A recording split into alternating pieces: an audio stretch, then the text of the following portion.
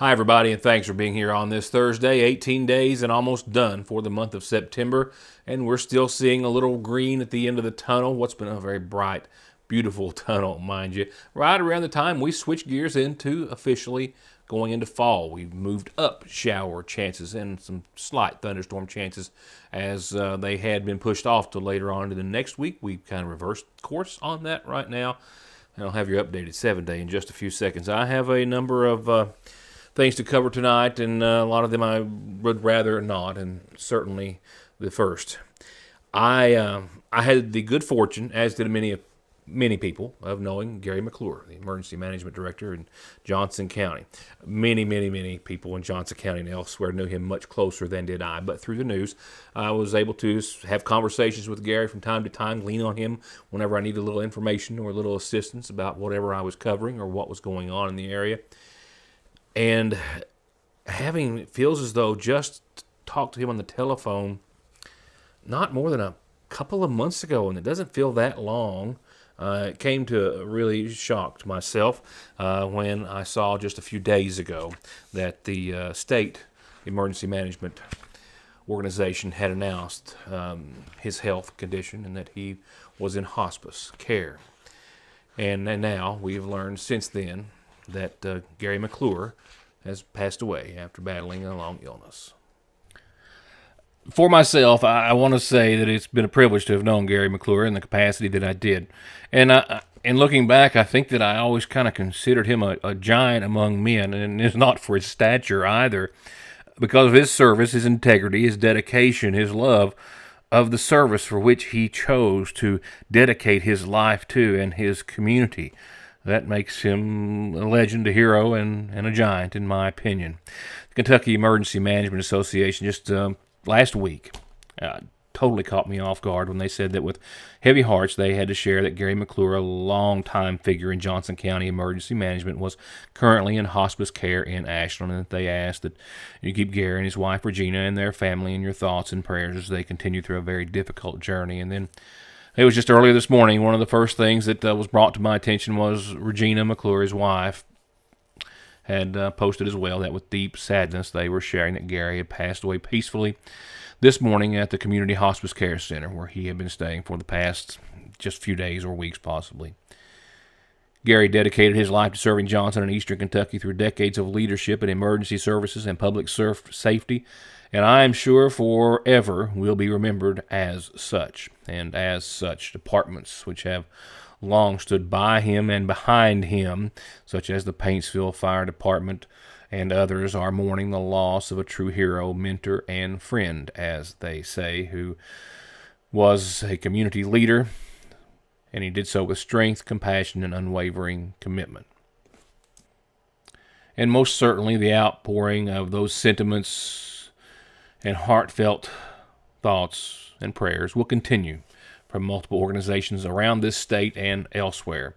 Everywhere that Gary went and walked, he left behind a positive impression of Eastern Kentucky and what a true leader should be. Funeral service announcements have been set in his honor at the Phelps & Son Funeral Home.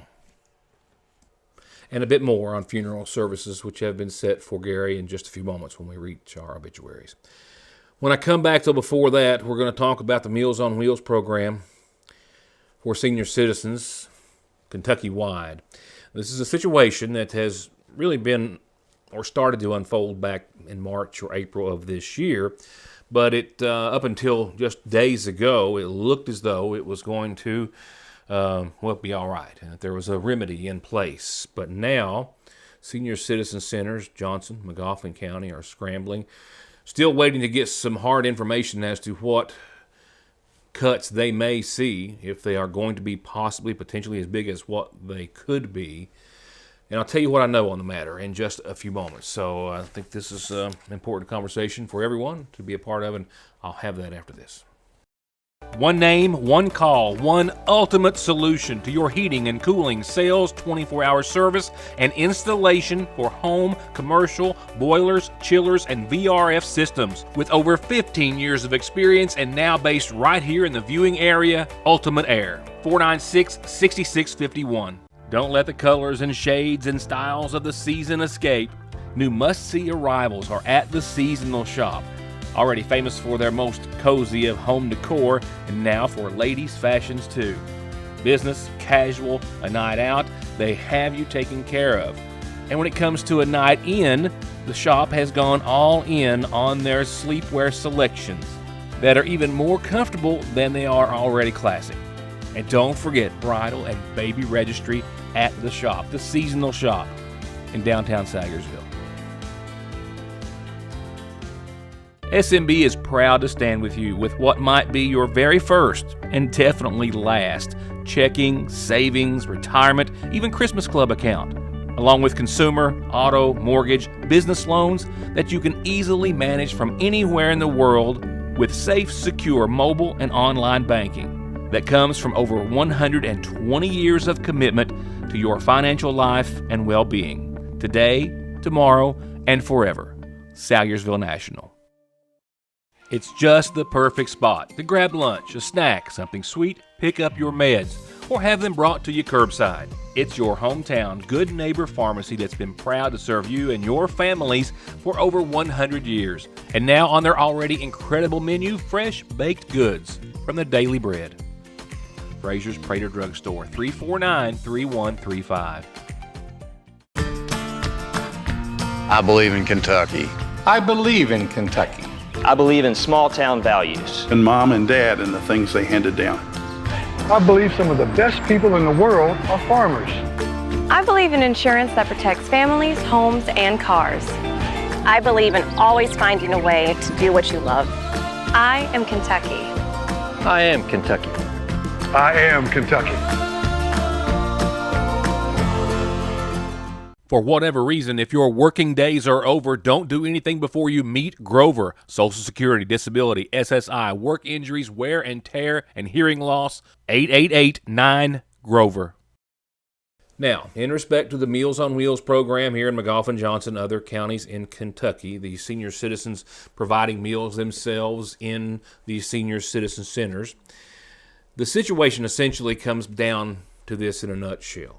Back during COVID, senior citizens centers were given extra funds. They were told to and use those funds to get more meals to more seniors, as many as possible, by any means you could. So they expanded their services. Well, that money is running out. And that being known, it was also believed, as I understand possibly, that at least there was going to be some sort of a fix for the situation. However, that is looking a little more murky at this time, and I hate to use words like murky and unknown and things of that nature when reporting news, but in an effort to get everyone out there and have an understanding of the exact situation, well, that's kind of the words that we're using tonight. I spent several hours today on and off talking with Judge Executive Matt Wireman. He, too, is still trying to get some finite information, but the situation is that there is going to be a serious impact if nothing does happen or someone doesn't step in or something to the fiscal year 2026 funding for grab-and-go and drive-up meals in our Senior Citizen Center. There have been ongoing discussions about what to do, how to handle it regarding funding for the Older Americans Act programs administered through the Aging and Social Services Department. Following the onset of COVID, additional federal funding, this is some information provided to us that's come from the Big Sandy ad, mind you. Additional federal funding was made available to support those programs, allowing for expanded services, as I said, most notably in the areas of meals and in transportation. And those supplemental funds concluded at the fiscal year of 2025, and they're not going to be renewed in that form. So now, as a result, service levels for next fiscal year will go back to pre-COVID. Those baselines to align with their current budget allocations. And they're going to have to make these cuts, unless there's some additional funding found somewhere, to keep within the financial parameters established for the next fiscal year. So until they know more, they're trying to get at least a little ahead of it. Their proposals are at this time, and I want to say potentially, beginning September the 22nd, in just a few days, it's being recommended that they prepare for possibly the grab-and-go meals, the drive-through, no longer be available to any senior center in the Big Sandy region This is recommendations from the ad board, who's looking at our budgets for their 5 counties that they serve, and they will continue to monitor fund utilization closely. They're also saying they recommend that participants be limited to picking up a maximum of 2 grab-and-go meals per week. Previous practice of picking up meals for friends and neighbors is not going to be able to happen anymore. And they also say, the Big Sandy ad, they're recommending strongly that each center implement a reservation system that is strictly enforced to minimize food waste. My apologies. And they highly recommend that senior center directors begin reviewing current clients and complete the unattached prioritization form that they're going to have to do, prioritizing who essentially needs the meals the worst is essentially the bottom line. Now, is this going to happen? Very well could. How much money are we talking about? It's my understanding that for the 5 counties just in the ad district, McGoffin and Johnson, of course, being 2 of those, that there will be $142,000 cut going back to pre-COVID levels from Meals on Wheels delivering, and $553,000 for in-center meals, if you will. Now, that is for all 5 counties, so you have to divide that however it breaks down per population. But with that said, they're days away from this either happening, someone intervening, something. And I spoke to Judge Wyerman earlier today. He has been reaching out to any and all organizations and entities to find out more. There is just still a lot of unknown. He, nor the ad board, nor a lot of folks that they have spoke to on the state level and the federal level can give them any 100% certainty as to what is going to unfold in the next few days in regards to the funds, whether or not they will be available from elsewhere or not. I can say that, again, it's going to have a significant impact, and they know that on their senior citizens operations and the meals program. They had an understanding that they believed, at least in the state level, that this money may continue at the level it has been, but not from, of course, the federal source for which it has. Again, a lot unknown. We are waiting to see Judge Executive Matt Wyerman, other judge executives, the ad boards are all meeting Tuesday with state representatives and others. So between now and then, I don't expect to know anything new, but by Tuesday afternoon, I hope to have a good update for you. I'll pause and I'll be right back. Please welcome John Heater, John Kreis, and Efren Ramirez.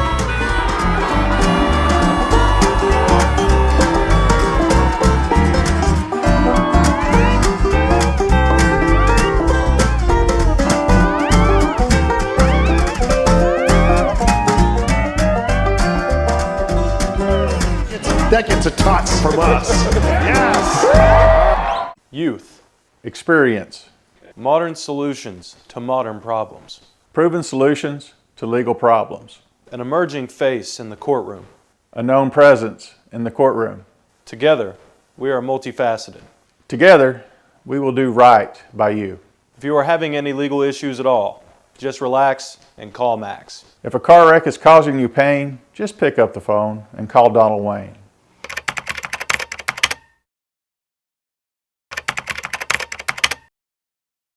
While often helpful, did you know that popular non-steroidal anti-inflammatory drugs like ibuprofen and naproxen and others increase your risk of having a heart attack or stroke, as well as other internal issues?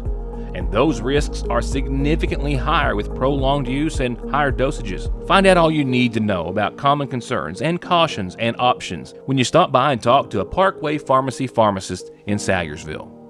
Johnson Central High School stands alone in providing the most college and career programs of study in one building throughout the entire state of Kentucky. This includes pathways in everything from the medical field to engineering, telemedia, welding, agriculture, and even aviation. And that's just to name a few of the 32 different choices. Work has also been started on a brand new state-of-the-art high school. So now is the time for your child to experience the power of opportunities in Johnson County School. Welcome to the best sales, the best service, and the best selection in the viewing area and Eastern Kentucky. It's Conley Tire in Staffordsville, where they have big specials on big name brands every month. And as always, brake jobs, oil changes, computer diagnostics, and 6 months no interest. Conley Tire in Staffordsville and conleytire.net. I have a few things sports related tonight. One is actually a story about a fan who apparently brandished a handgun at a middle school football game just a few days ago. But we'll talk about the Kentucky High School Athletic Association making some major changes to high school basketball. At least one major change. It'd be interesting to see what your thoughts are on it.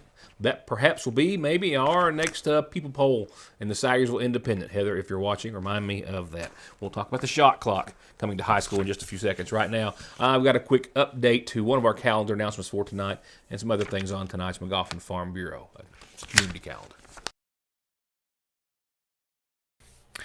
Enrollment's now open for McGoffin County Head Start and preschool, 3 to 4 years of age. You have a child who wants to get a Head Start? Well, contact the Head Start program, 349-3488. And all you got to do is bring your birth certificate for your child, obviously your child's Social Security card, child's shot certificate, and proof of income for the household. And a big change to a big event that was going to be this Saturday, Mountain Combat, still coming to McGoffin County, I'm told. It's been bumped up till December the 12th.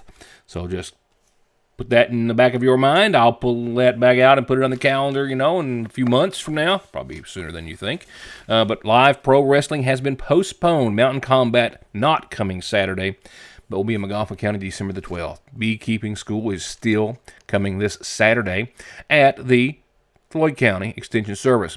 9 till 2:30. Registration $15 unless you're a kid 12 and under. They get in for free. Lunch is going to be provided. All about beekeeping school. Really cool event. And the Beekeepers Association of McGoffin County will meet on the heels of that this coming Monday, 6 o'clock in the evening. They've got a special guest speaker. Members, please bring a dish or dessert. I think they're going to have a dinner, of course, to go with that. And the public's invited, too, to come and see what beekeeping is all about in the viewing area. From there, we'll turn to funeral service announcements. First, a reminder that services start tomorrow at 1 for 75-year-old Rita Howard Adams of Teacher Lane, survived by her son Tony Adams, brother Ronnie Howard, 7 grandkids and 6 grandkids. Services again tomorrow at 1 from the McGoffin County Funeral Home. And services are going to start Saturday morning at 11 for Earl Baxter Puckett, 75 of Sagersville, who passed away Wednesday, survived by his wife Mary, sisters Dorothy Conley, Frances Puckett, Shirley Brown, and Kathy Lane, and brothers Lester, James, Philip, and Johnny Puckett. Services start Saturday morning at 11 from the McGoffin County Funeral Home. In lieu of flowers, the family has requested contributions be made to the Sagersville International Pentecostal Church of Christ. Services for Claiborne Pennington, 70 of Falcon, who passed away on Tuesday, will start Saturday morning at 11. He's survived by his wife, Teresa Tackett Pennington, sons Burley, Ashley Pennington, Wiley, Dwayne Pennington, Claiborne Ray Pennington, his brothers Chester and Tommy, and Edward Dean and Clarence Pennington, and sisters Clotine Adams, Avenel Literal, Grady Marie Armstrong, and Susie Salyer, and 3 grandkids. Services will start Saturday at 11 from the State Road United Baptist Church. Visitation will be this evening and all day tomorrow in his honor. The McGoffin County Funeral Home is in charge of arrangements. And lastly tonight, EM1 of Johnson County, 73-year-old Gary Lee McClure of Paintsville passed away earlier today. Survived by his wife Regina, daughter Galena Burchett, 5 grandchildren, 1 great-grandchild. He was preceded in death by his parents, Rule and Evelyn McClure, and his son Justin. Gary's commitment to public service spanned more than 4 decades and touched nearly every aspect of emergency response in Johnson County. Going back to 1981, he became a founding member of the W.R. Castle Fire and Rescue Department. He was a member for 44 years, 24 years their chief. He helped establish the Johnson County Fire and Rescue Association, where he served as various different capacities, president, vice president, secretary as well. In 2003, Gary was appointed to the Johnson County Emergency Management Director position until his passing. A member of the Paintsville Fire and Rescue Department, he previously served as the Director of Paintsville EMS, Director of Paintsville Johnson County 911, a longtime instructor with the Kentucky Fire Commission and KCTCS State Fire Rescue Training Program for 35 years. He served as Vice President of the Kentucky Emergency Management Association for Areas 7 and 8 from 2012 to 2022 and President of the Area 9 Hazmat Team Board from 2008 until he passed. Numerous other boards and committees that he was on. He was honored with the Kentucky Emergency Management Association Presidential Citation just a few days ago on September the 11th. Services have been set for this coming Monday at 11 o'clock at the Phelps & Son Funeral Home. In lieu of flowers, the family has asked that memorial contributions be made to the local fire association by contacting Phelps & Son.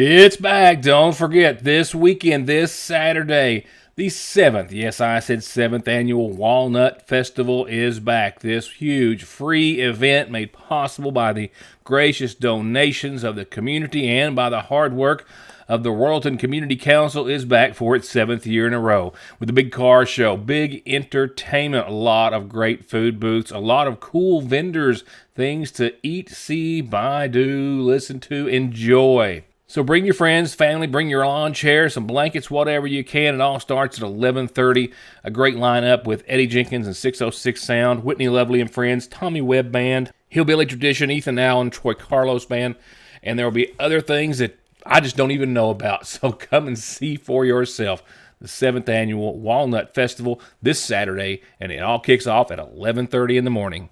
And only at the Battlefield Park on Half Mountain Road, off of Route 7 in Magoffin County. I love working in the coal mines, even though it was hard work. But if you suspect you have black lung, you can't work anymore. You'll find out that filing for benefits is hard too. I had friends who give up after years of trying. If it hadn't been for Big Sandy Healthcare, I wouldn't even try myself. If you think you have black lung, call Big Sandy Healthcare and get the help you deserve. There are several risk factors that may put a patient at risk for heart disease. Especially people who have diabetes or hypertension or high cholesterol and have a family history of heart disease. Neglecting to see a cardiologist can put you in trouble. You may develop problems that may not be reversible. We see many people who do not have an actual diagnosis of a heart problem, but may be at risk of heart disease, and we do whatever we can to help mitigate that risk to help prevent disease in the future. ARH, more for Appalachia.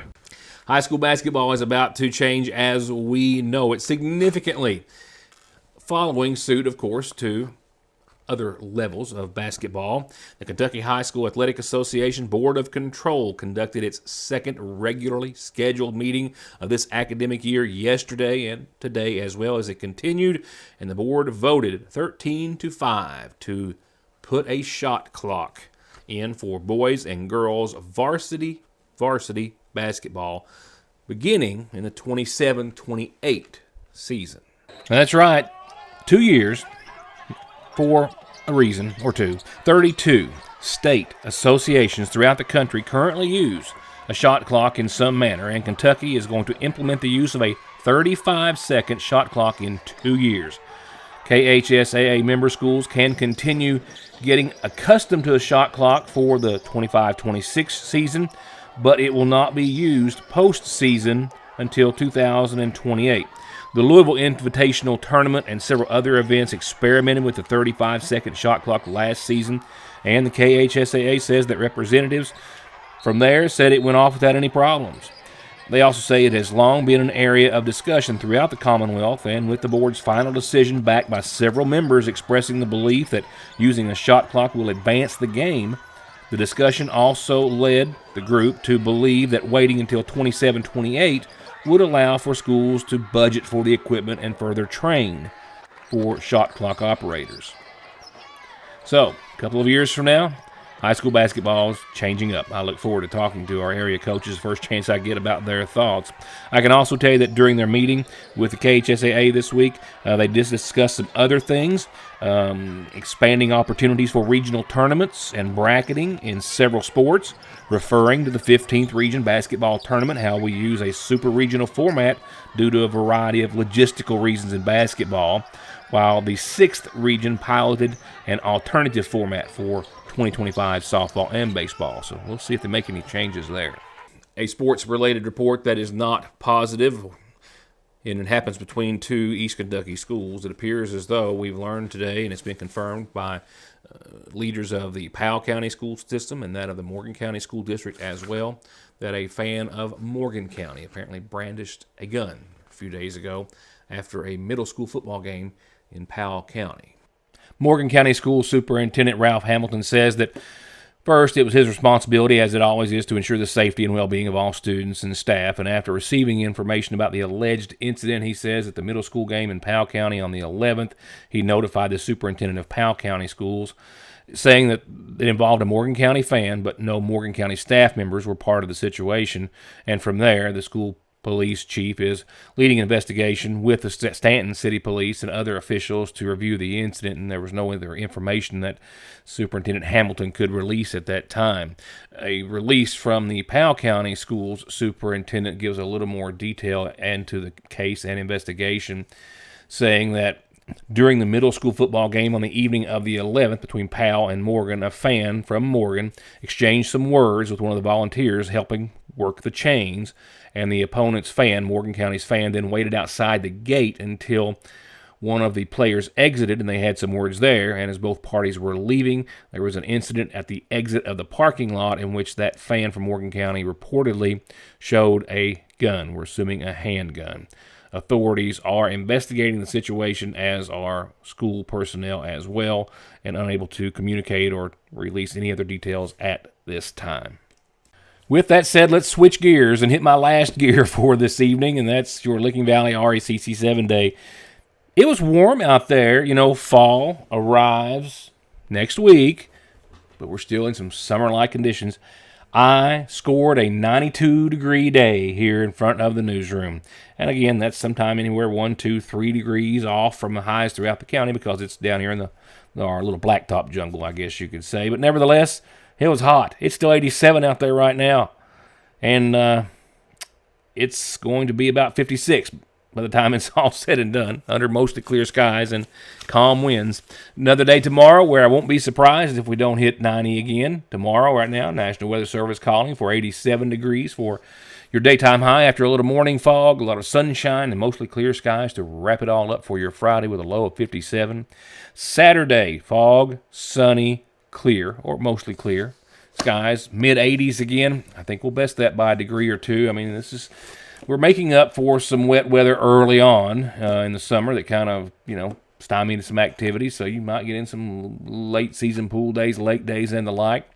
This weekend will be a good time to do it. Sunday, we're still in the mid, if not upper 80s at 85 or so, 61 nighttime lows. Mostly sunny skies throughout the day, partly cloudy that night. We do have a system rolling in here that is now looking to give us some shower, albeit slight to, I won't say moderate even, chance of some showers and thunderstorms. This is teeter-tottered back and forth for the past several days. Is it going to be Monday? Is it going to be Wednesday or Thursday? It's back to Monday now. We're expecting 83 mostly sunny, a 30% chance of showers and storms. It's a small chance, and, it'll be isolated or sporadic if at all. Tuesday, 83, mostly sunny, 30% chance of showers and storms. Now, this front does give us a temperature change. 81 Wednesday with some sunshine and a 30% chance.